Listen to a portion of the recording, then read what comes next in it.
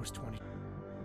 Advances in biotechnology were helping people improve their physical and mental abilities to an amazing degree. Provided, of course, they had enough money.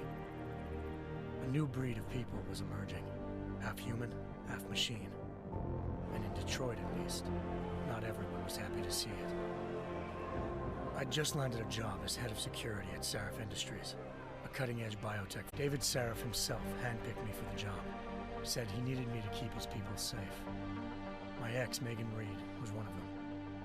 Brilliant neuroscientist, Megan had found a way to make augmentation safe and affordable for everyone. All she had to do was present her research to Congress. But the night before her big meeting, my security measures failed. A team of Black Op mercenaries stormed into Sarif headquarters, massacring everyone in sight. 3 of the mercs were heavily augmented walking tanks. Their mission? Take out Megan and her team. I tried to stop them, but their leader tossed me through a plate glass wall. Last thing I heard as his bullets slammed into my brain was Megan's dying scream. I should have died with her. Only I didn't. High-end military-grade enhancements saved my life. The best augmentation Sarif's money could buy. It took me half a year to get a feel for her.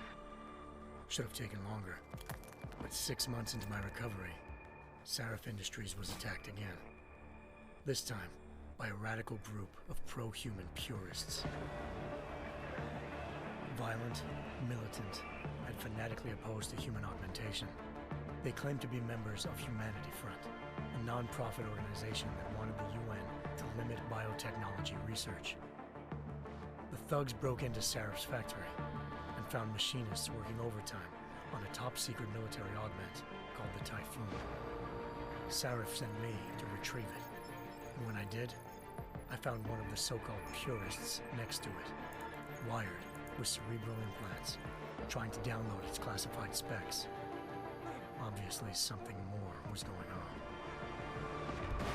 The Aug killed himself before I could question him. Sarif ordered me to dig deeper, so with the help of Frank Pritchard, Sarif's head of cybersecurity, I did. Turns out a second hacker had been controlling the Aug's actions from somewhere off-site. Pritchard and I tracked his signal to a secret FEMA internment camp in Detroit. The Black Op mercenaries were there. The same mercs who'd left me for dead 6 months before. Figured they'd try again when they saw me. Wasn't so easy for them this time. I took out the tank named Barrett, even got him to give me a new lead. A penthouse apartment in China. Of course, we both knew it would be a trap in the end.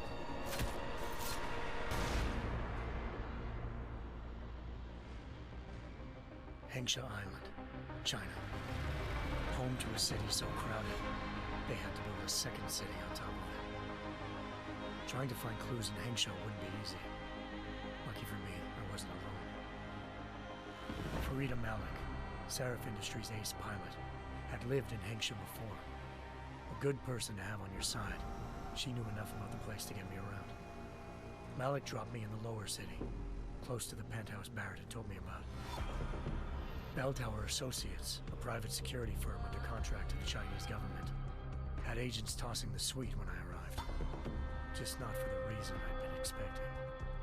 Turns out the man who lived there was a criminal hacker named Van Bruggen. The same hacker who'd been remotely controlling the Aug in Sarif's factory. Van Bruggen's panicked decision to force the man to commit suicide had been a mistake.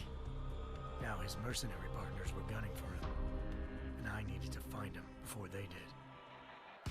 Locating Van Bruggen meant playing nice with the Triads, Hengsha's organized crime lords. They had the hacker holed up inside a low-rent capsule hotel. By the time I found him, Van Bruggen had no qualms giving up the woman who hired him. Zhao Yunru, president of the Taiyang Medical Corporation. According to Van Bruggen, Zhao wanted to monopolize the augmentation industry and had hired Black Op mercenaries to destabilize her competition. Sarif Industries was at the top of her list. To prove this, I needed to get inside TYM and grab a surveillance hologram off a server. I suspected Van Bruggen was hiding something when he told me this, but nothing could have prepared me for what I saw. Megan wasn't dead. She and her 4 best researchers had been kidnapped, spirited away somewhere while their kidnappers made it look like they were dead.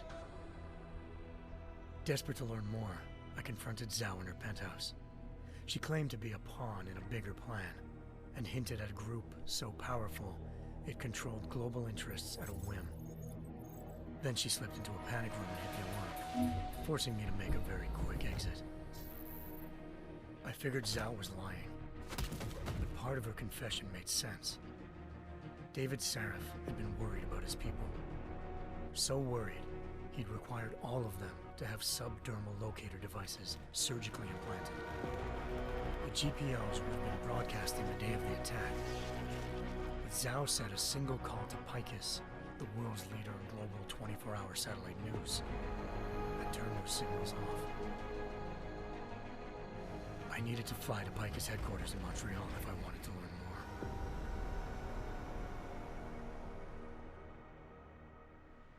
more. Eliza Cassan, Picus Communications' First Lady of News. Malik thought I was reaching when I told her Eliza was involved in this. The world's most famous news anchor, working with a mercenary hit squad. But when I confronted Cassan in her office, she freely admitted to jamming Detroit's satellites the night Megan's team had been taken. Said she's just been following her commands. I suspected she wanted to say more. But Black Op mercenaries showed up looking to shut us both down. And just like that, the Eliza I'd been talking to disappeared. The Mercs were led by an augmented killer I'd crossed paths with twice before, Fedorova, a woman who'd made silence her best friend. She waited for me to track Eliza's transmission to a secret server room underneath the Picus complex, then jumped me from behind. A deadly fight ensued. I made sure she never moved silently again. With Fedorova down and no one left to keep Eliza quiet, she reappeared. Turns out Picus's First Lady of News wasn't a lady at all. She was a sophisticated AI program, engineered to monitor data streams and control what people believed. Eliza told me the Mercs had brought in a Humanity Front doctor named Isaiah Sandoval to remove the scientist's implanted tracking devices while Detroit's satellites were down. She also told me to speak to David Sarif if I wanted to learn more. By the time Malik and I got back to Detroit, tensions between normal and augmented citizens had reached a flashpoint. Riots were breaking out in several cities, and the UN was being urged to intervene. Sarif was trying hard to convince Hugh Darrow, the inventor-turned-philanthropist who'd once been a leading proponent of enhancement technologies, to help stop a possible regulatory vote. Sarif had a lot riding on Darrow. Megan's discovery would have given millions of people the chance to evolve beyond their normal human abilities, and at the same time catapulted Sarif Industries to the top of the Fortune 500. According to Sarif, Megan's kidnappers knew this, and didn't want people evolving unless they controlled how it was done. He called his enemies Illuminati, and urged me to keep searching. Determined to do so, I tracked down Sandoval via America's most outspoken augmentation opponent, Bill Taggart, Sandoval's boss and founder of Humanity Front. Sandoval admitted to operating on Megan's team when I confronted him, but said he hadn't removed their GPLs. He'd merely switched them to a different frequency. Pritchard was able to trace one of the signals to China. Malik and I immediately took off in pursuit. Unfortunately, the Illuminati were one step ahead.